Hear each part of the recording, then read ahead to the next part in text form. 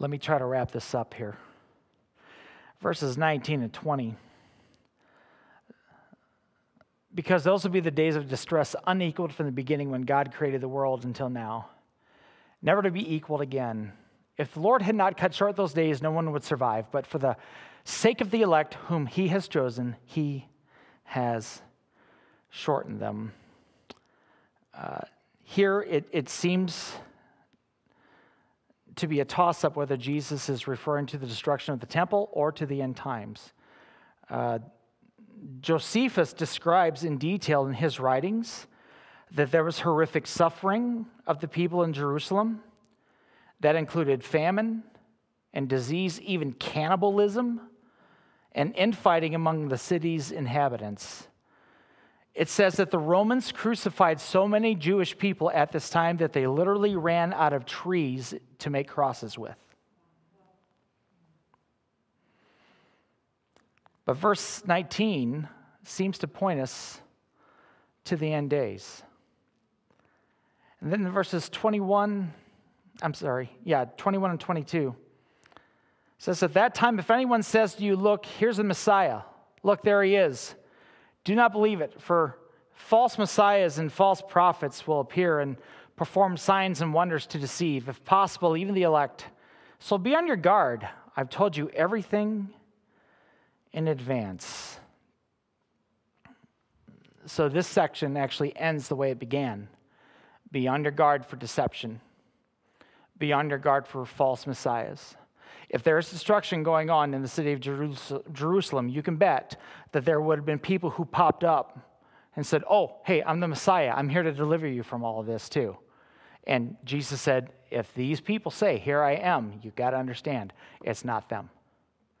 Similarly today, if people pop up and say, I'm the Messiah, I am God, I am the Son of God, do not believe them. Because the scripture tells us that Jesus will return the same way that he ascended. That's what he told the disciples in Acts chapter 1. Do you remember that? Now, I'm going to close with this. Verses 24 through 27. This seems to speak exclusively now of the end days. And it's good for us to end here. It says, but in those days following that distress, the sun will be darkened and the moon will not give its light. The stars will fall from the sky and the heavenly bodies will be shaken. And at that time, people will see the Son of Man coming in clouds with great power and glory. And he will send his angels and gather his elect from the four winds and from the ends of the earth to the ends of the heavens. It seems that the second coming of Jesus is associated with celestial phenomena, unlike anything that we have ever seen, anything that history has ever seen. And remember, I differentiated last week between the rapture and the second coming of Jesus. In the rapture, Jesus comes for his saints. In the second coming, Jesus comes with his saints. Okay? So in the rapture, he comes for us. People disappear. They meet him in the clouds. 1 Thessalonians chapter 4, verses 16 and 17 tell us that. But now at the second coming, Jesus comes with his saints for that final battle. Isaiah 13:10 says, the stars of heaven and their constellations will not show their light. The rising sun will be darkened and the moon will not give its light. And then 2 Peter 3:10 says, but the day of the Lord will come like a thief. The heavens will disappear with a roar, the elements will be destroyed by fire, and the earth and everything done in it will be laid bare. So what's our takeaway? There's a couple. First of all, Jesus directly and correctly answered the question of the disciples. When's the temple going to be destroyed? It took 46 years to build it, Jesus.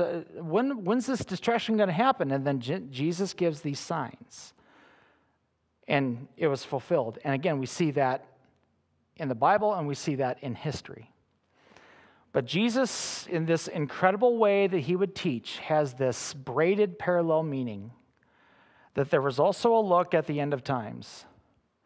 And the big takeaway for us is not only is Jesus true to his word, but we also need to be busy, not just looking for signs, but we need to be busy spreading the word of the gospel of Jesus Christ to a world that desperately needs it. And that's our takeaway from this chapter in Mark chapter 13. The end is coming, but we need not be afraid of the end. In fact, Paul tells us to encourage one another with these words.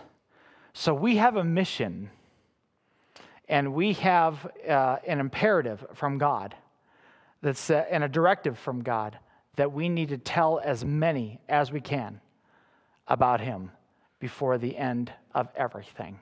And if we could take that to heart and not try to win an entire city, but if each of us could win one person, think of the difference that we could make.